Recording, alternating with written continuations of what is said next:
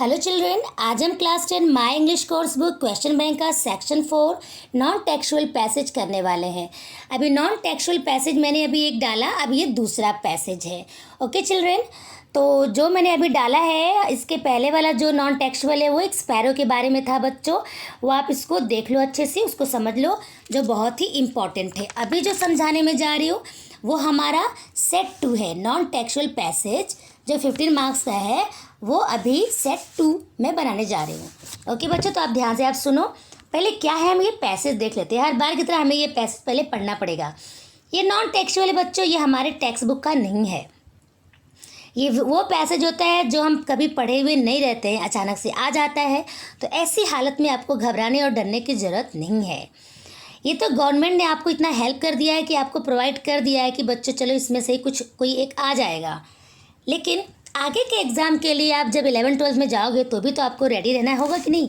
तो रूल ये है बच्चों, जो भी पैसेज आप पढ़ोगे आप चुपचाप बहुत ध्यान से पढ़ो। हो सकता है कुछ हार्ड वर्ड्स आपको समझ में ना आए, मीनिंग निकालने में प्रॉब्लम हो सकती है, कोई बात नहीं। आप बस इतना जज करो, मतलब आप इतना बस उसमें ये देखो वो चीज़ कि ये क्या कह रहा है, कोई प्लेस है क्या, कोई इंसान के बारे में बोला जा रहा है क्या, इतना दिमाग लगाओ आप। फिर क्वेश्चन के हिसाब से आप आंसर को ढूंढ के, और टेंस का थोड़ा नॉलेज रखो, टेंस करना सीखो बच्चों। और टेंस मैंने बहुत सारी वीडियोज़ में बनाई है और अभी भी मैं बना रही हूँ, तो आप लोग उसको देखो। उससे आपको क्या सेंटेंस को फ्रेम करना आएगा।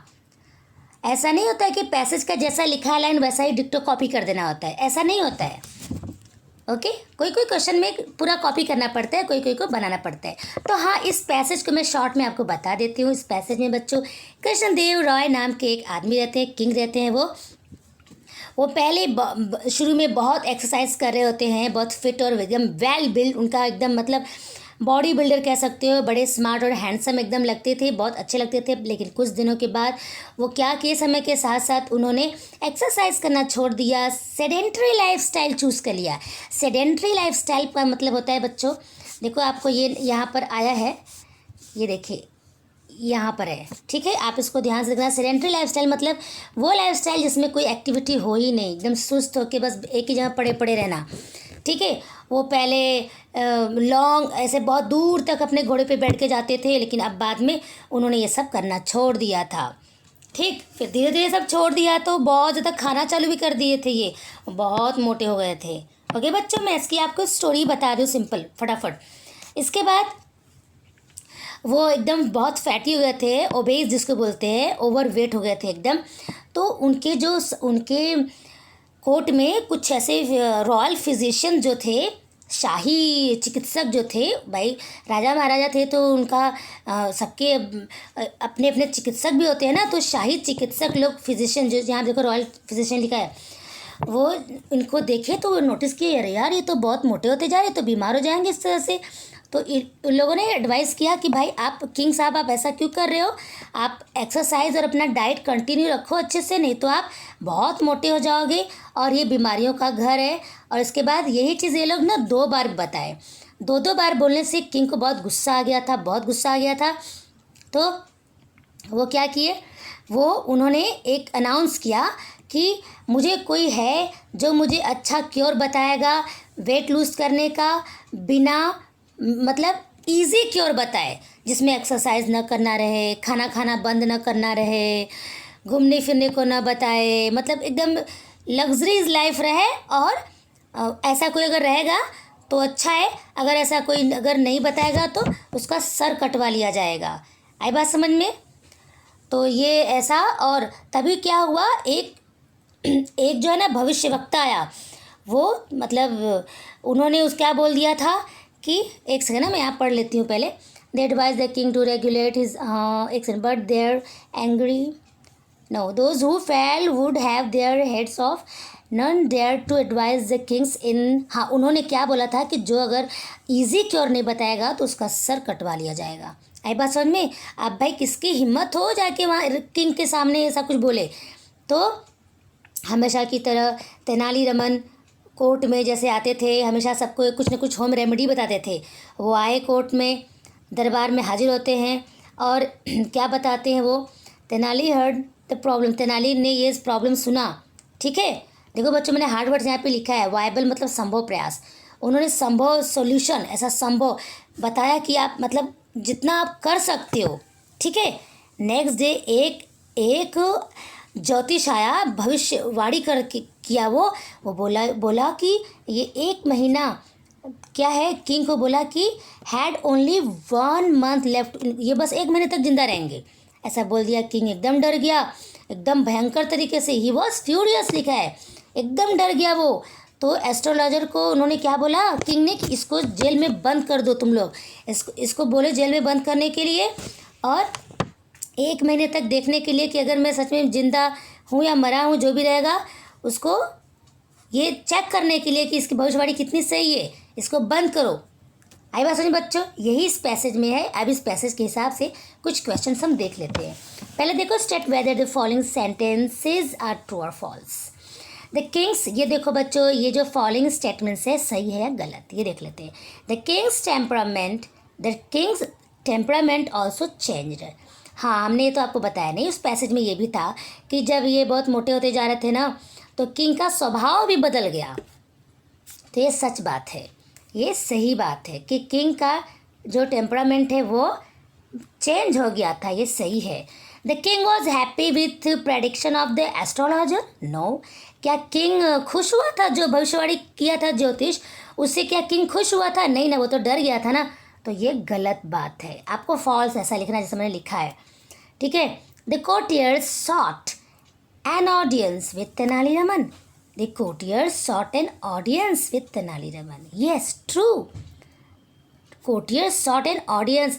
Courtiers ना हमेशा तेनालीरामन की बातों को बहुत ध्यान से सुनते थे। आई बात समझ में? जो भी वो तेनालीरामन देते थे, हमेशा होम रेमेडी की बातें बताते थे, इजी क्योर बताते थे, तो सब लोग सुनते थे। तो ये सही बात है। Courtiers advised the king to regulate his diet. Courtiers ने एडवाइस दिया था किंग को कि अपना डाइट और एक्सरसाइज ये बोले थे कि तुम कंटिन्यू रखो, नहीं तो और मोटे होते जाओगे। तो ये बात सही है, इसके लिए ये ट्रू लिखा गया है। Okay children, complete the web. अब ये जो वेब है इसको कंप्लीट करना है। The king grew fat and heavy because. King मोटा हो गया और हैवी हो गया, क्योंकि किंग मोटा और हैवी हो गया मतलब भारी हो गया, क्योंकि क्या, क्योंकि he started leading a sedentary lifestyle. देखिए बच्चों, क्योंकि क्या हुआ ये था कि उसने बहुत सुस्त, बहुत बेकार लाइफस्टाइल जीना शुरू कर दिया था, ये हो गया। और स्टॉप्ड एक्सरसाइज करना बंद कर दिया था। No longer went horse riding, अब घोड़े पे सवार होकर दूर तक नहीं जाता था।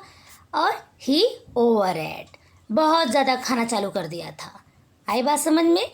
ये सारे हमारे आंसर अपने मन से नहीं लिखे गए हैं, ये सब आपके पैसेज में है, अंडरलाइन किया हुआ है, मैंने किया है। ओके बच्चों, अब फटाफट हम दूसरा क्वेश्चन देख लेते हैं। Find out describing words from the passage for the words given below. 2 marks का है बच्चों। डिस्क्राइबिंग वर्ड्स का मतलब तो आपको पता है, जैसे अगर मैं ये बोलूँ कि ब्यूटीफुल गर्ल, यहाँ पे गर्ल को डिस्क्राइब किया जा रहा है किस वर्ड से? ब्यूटीफुल। ओके, ऐसे है ये एक्सरसाइज। कैसी एक्सरसाइज? Heavy exercise. आई बात समझ में? तो हैवी क्या कर रहा है? ये डिस्क्राइबिंग वर्ड है एक्सरसाइज का। हमारे इस पैसेज में जो दिया है वही लिखना है, कोई दूसरा लाइट एक्सरसाइज ये सब नहीं दिया है वहाँ पर। हैवी एक्सरसाइज है। लाइफस्टाइल, कैसी लाइफस्टाइल? सेडेंटरी लाइफस्टाइल, आपके पैसेज में है। राइड, कैसा ride? Long ride. Okay, physician, कैसे फिजिशियन? Royal physician, royal. आप सबने देखा होगा पैसेज में, मैं स्टोरी आपको जब बता रही थी। ओके चिल्ड्रन, अब देख लेते हैं डू एज डायरेक्टेड। ये क्या है? ये क्या पूछा है?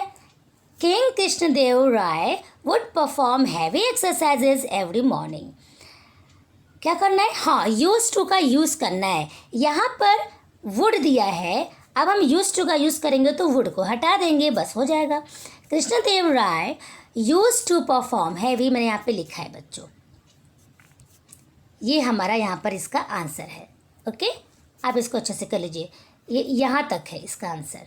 ओके, तो समझ में आ रहा हो आप लोग को। Next, they advise the king to regulate his diet. क्या करना है इसमें, पिक आउट द इन्फिनेटिव। मैंने आपको बताया है इन्फिनेटिव, मैंने समझाया है, हमारा लाइव क्लास था, मैंने समझाया अच्छे से। इन्फिनेटिव बच्चों वो होता है जो किसी भी एक्शन वर्ब, किसी भी मेन वर्ब के पहले जब टू यूज़ होता है वहाँ पर इन्फिनेटिव होता है। पर कोई कोई वर्ब ऐसा होता है जहाँ पर टू यूज़ नहीं होता है लेकिन वहाँ पर भी इन्फिनेटिव होता है, वो बैर इन्फिनेटिव कहलाते हैं।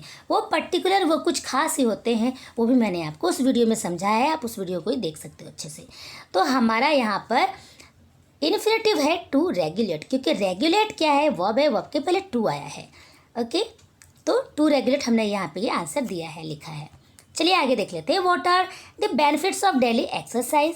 डेली एक्सरसाइज का क्या बेनिफिट्स है, क्या फ़ायदा है, ये आप अपने ओन वर्ड्स में लिख सकते हैं या फिर आप इसको ही लिख सकते हैं जो मैंने यहाँ पे लिखा है। आइए मैं आपको पढ़ के समझा देती हूँ। Daily exercise is very important for us because it makes our body fit and active. Daily exercise बहुत इंपॉर्टेंट है हमारे लिए क्योंकि ये हमें फिट और एक्टिव बनाती है, मतलब चुस्त फुर्ती हमें लाती है। एक्सेप्ट, ये बच्चों ACCEPT वाला एक्सेप्ट नहीं है, वो एक्सेप्ट मतलब स्वीकार करना होता है, और ये एक्सेप्ट है के सिवाय, के अलावा। आई बात समझ में, AXCEPT है, ये ध्यान रखना। ये क्या है, ये के अलावा।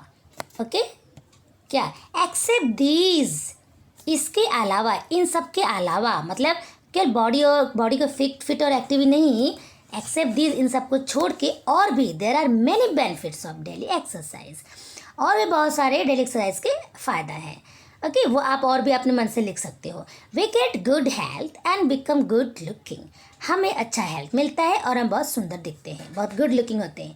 Due to this we don't feel tired to do any work, और ये एक्सरसाइज करने के ड्यू टू दिस मतलब इसकी वजह से, ड्यू टू दिस मतलब बच्चों, ड्यू टू दिस का मतलब होता है इसकी वजह से, इसके चलते, इसके चलते वी डोंट फील टायर्ड, हम थकते नहीं हैं, टू डू एनी वर्क, कोई भी काम करने में हम थकते नहीं हैं।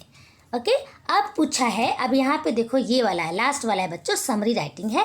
Read the passage given in question 4, okay, A, and write the summary of it, suggest a suitable title to your summary.